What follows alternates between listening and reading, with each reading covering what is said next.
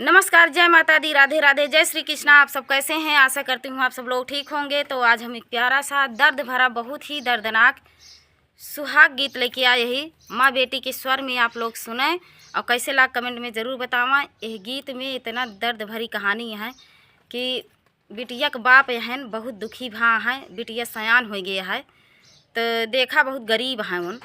अब बिटिया के बर खोजे निकला है। अब देखा जहाँ जहाँ जात हैं सब मोटर कार थार मांगत हैं, गाड़ी थार वाली गाड़ी मांगत हैं, अवन धन सोनवो मांगत हैं, दहेज मांगत हैं। तो देखा बिटिया के बाप कितना दुखी यहाँ और कहाँ कहाँ जात हैं बर खोजे। यह गीत में आप लोग सुने और बिटिया के बाप का दर्द यह गीत में यहाँ फुलवाज कह के सुनी है तो अच्छा लगे आप सबका। अगर पसंद कुछ लोग दहेज मांगते हैं और कहीं कहीं के विधायक हैं जो 1200-1300 बेटियों का शादी करवा रहे हैं। एक विधायक भी कल ही बदलापुर में भी हुआ था, बेटियों की शादी हुई थी, महोत्सव हुआ था। हम लोग तो नहीं जा पाए, पर जो जो गया होगा उन्हें बहुत हम लोग वीडियो में देखे, बहुत अच्छा लगा कि ऐसे ऐसे लोग इस दुनिया में। वंदना दुबे गई थी और बहुत बढ़िया काम पल्लवी मिश्रा गई थी सुल्तानपुरिया कॉमेडी शो। वो भी बहुत अच्छा कॉमेडी बनाती है, मुझे बहुत पसंद आता है उनका कॉमेडी। और लंगड़ी बुआ गई थी इस टाइम। आप लोग तो जानते होंगे कि लंगड़ी बुआ कौन है, वो कितनी अच्छी एक्टिंग करती है। मेरे को तो एक नज़र में उनकी एक्टिंग पसंद आ गई। अगर आप लोग वीडियो उनके देखते हो तो कमेंट करके बताएं ना कि उनकी वीडियो कैसी लगती है आप सभी को। तो चलिए, बहुत ही दर्द भरा गीत है तो आप लोग फुल आवाज के सुनी हैं और हमहू माई बेटियों के एकदम मस्त से भर भर के आशीर्वाद दें हैं दोस्तों कि हमरो गीत वायरल हो जाए। बहुत अच्छा है, फुल आवाज के सुनी हैं, एक आप स्किप न करी हैं। तो चलिए सुनाते हैं दर्द भरा सुहाग गीत। काली बादरिया मावस की रतिया, अरे बाबा का सोवई नाही देई रे लालनवा, अरे बाबा का सोवई नाही देई रे लालनवा। अरे काली बादरिया मावस की रतिया, अरे बाबा का सोवई नाही देई रे लालनवा, अरे बाबा का सोवई नाही देई रे लालनवा। अरे ना अरे बिना रे दहेज बेटी कैसे बियाह बई, अरे किया बेटी रही है कुंवारी रे लालनवा, अरे किया बेटी रही है कुंवारी रे लालनवा, अरे किया बेटी रही है कुंवारी रे लालनवा। अरे एक बाना गईले दूसरे बाना गईले, अरे तीसरे माँ पहुँचे विदेश रे लालनवा, अरे तीसरे माँ पहुँचे विदेश रे लालनवा। अरे बड़ा बड़ा लोगवन कई बड़ी बहा बेलिया, अरे बहुताई उनकारा मांग रे लालनवा, अरे बहुताई उनकारा मांग रे लालनवा।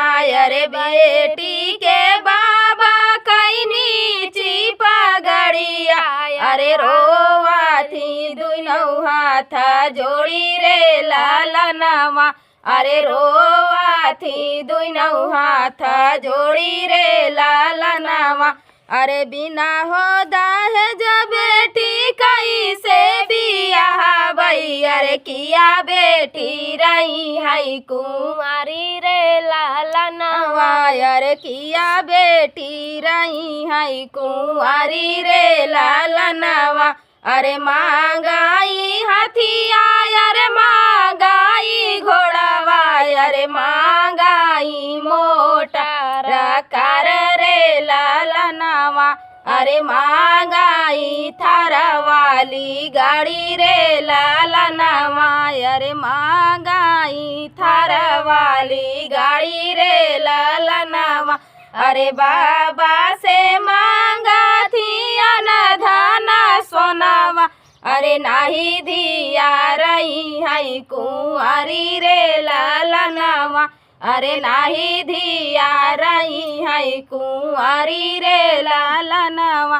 तो अब देखा कैसे कैसे मांगत हाँ, जहाँ जहाँ जात हाँ बर खोजे मई के लोग यही मांगत हाँ कि हमका मोटर कार चाहिए, अब थार वाली गाड़ी चाहिए। मोटर कार में थार वाली गाड़ी मांगत हाँ, अवन धन सोना मांगत हाँ, रुपया पैसा मांगत हाँ, धन दहेज बहुत मांगत हाँ। तो अब देखा बिटिया का बाप हन कितना दुखी होता है। अब बिटिया का बाप देखा का जवाब देते हैं, तो यह गीत में आगे चल के सुने।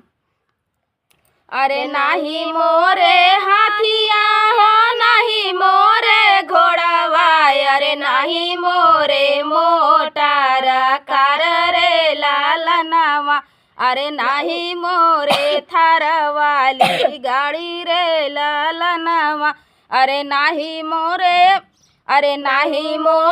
हाथिया रे नाही मोरे घोड़ावा, अरे नाही मोरे मोटर कार रे लालनवा, अरे नाही मोरे थार वाली गाड़ी रे लालनवा, अरे नाही मोरे थार वाली गाड़ी रे लालनवा, अरे हमारे ता बटैये का धनम, हमारे ता बटैये का धनया न मोलावा, अरे एक सुंदर बाटई बिटिया रे लालनवा, अरे एक सुंदर बाटई हमारी बिटिया रे लालनवा, अरे एक सुंदर बाटई बिटिया रे लालनवा, अरे वो नाही का करौ सुविकार रे लालनवा, अरे वो नाही का करौ स्वीकार रे लालनवा। तो ये दर्द भरा बिटिया का बाप देखा कहा था ना हमारे हाथी है ना घोड़ा है ना हमारे मोटर कार है, हमारे एक ठीक सुंदर बिटिया है उन्हीं के स्वीकार करा, हाथ जोड़ के कहा था। तो देखा ये गीत में ऐसे ऐसे बात है, बहुत मने यहाँ बहुत गरीब हैं, दहेज के कारण का होता है दुनिया।